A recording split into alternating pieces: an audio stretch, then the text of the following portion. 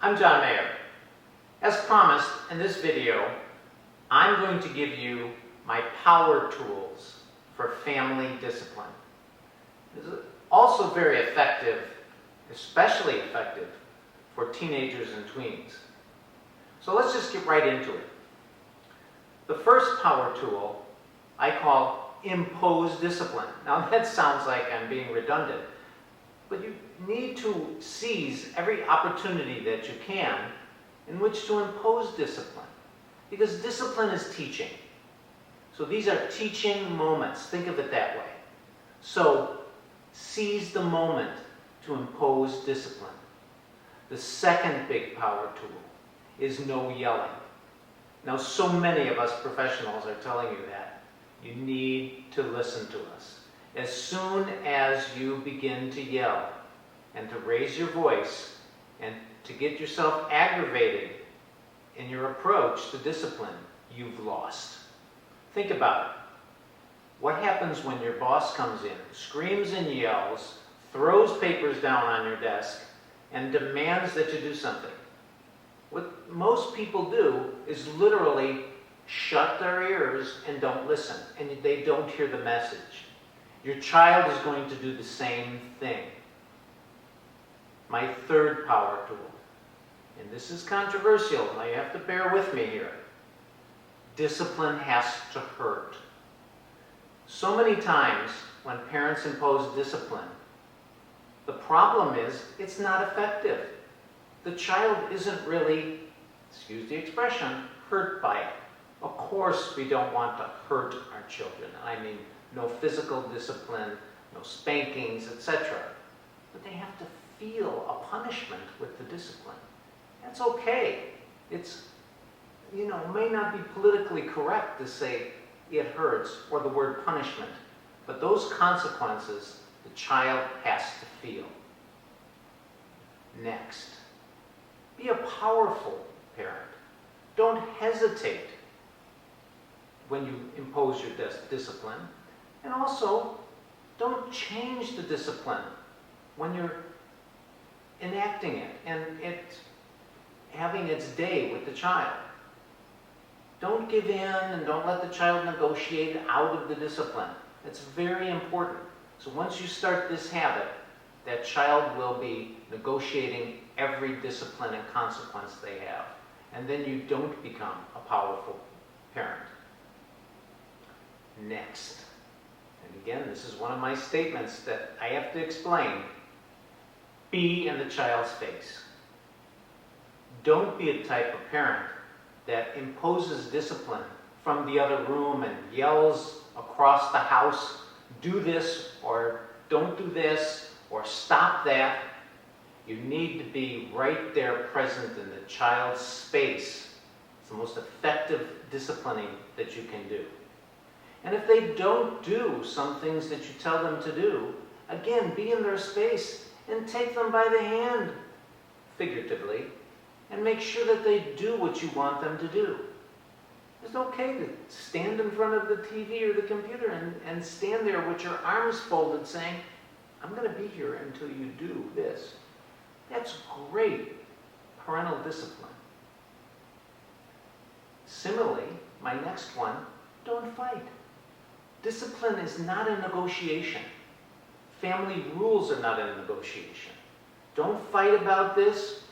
This is what is the consequence for what you did, and then move on. Remember again, the whole theme here, these are teaching moments. Seize that moment. There's no fight about it. You're being a teacher. If you adopt that attitude, you won't fight. Here's an important one. Be a united front. If you and your partner, husband, wife, spouse, life partner, aren't together in discipline, aren't like this, here's what a child will do. They just go right through you both. And they'll manipulate themselves out of that discipline. Not because they're bad kids, because they're kids. Next, be timely in your discipline. A discipline or a consequence should be timed as close as possible to the action that the child did. Now, it's okay to think a little bit and maybe collect your thoughts or remember what your consequence is, which we'll get to in a minute, but time it in close proximity to the action. Similarly, don't impose consequences that are way far in the future, because the child's brain is not developed to have the effect of thinking far in the future. That doesn't come until later in life. So you're really doing very ineffective consequences if it's something like, you're not going to go on vacation with us this year, or next month you're not going to go to little Jimmy's birthday party. It's very ineffective in terms of what the child's brain can actually accommodate. Next, choose your battles carefully. Sometimes we impose consequences and discipline on children when it's so inconsequential, and it's really not that teaching moment. It's time to let that go. Because next, I encourage you to set household rules. Your child of all ages needs to understand what his expectations are on how he should behave or she should behave. So set your rules and let them know about that. Now remember, the child's brain can only accommodate a certain amount of information, so those rules will need to be reminded and repeated around the house often. And be consistent is my next one. If you have a rule and you have a consequence for breaking that rule, impose that same consequence each time and be consistent. That's a safety message for children when you're consistent. Communicate clearly and be specific. I'm smiling because one of the things that often happens with young people, especially with tweens and teens, is that they'll try to, like little lawyers, try to figure out how are they going to find the loopholes in your discipline or your consequences.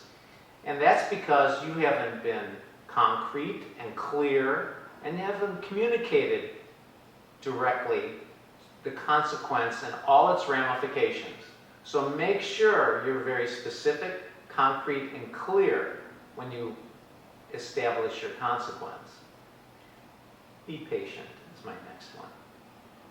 Here's another thing that parents often say, and they come into my office after we established a set of consequences. Well, that didn't work because my teenage son said, big deal, I lost my computer, or you took away my cell phone. It's still affecting them. They're naturally going to say and try, oh, that doesn't bother me, I'll just do that.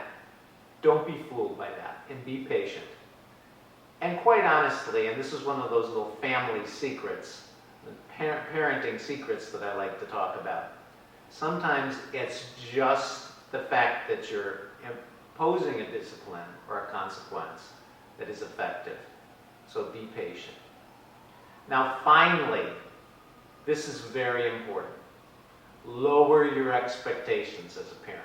Now, that's going to rile up a lot of people here. I don't mean lower your standards. Keep your standards high.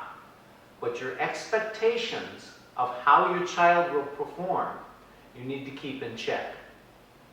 They're not going to walk through life like little John Mayers or little mini yous. What they're going to do is walk through life in their own way. And our job is to teach them how to do things differently. In fact, as a summary statement of this entire Power Tool video, remember, this is all about being a teacher. And you're trying to catch every teaching moment you can. I hope this helps, and good luck with this.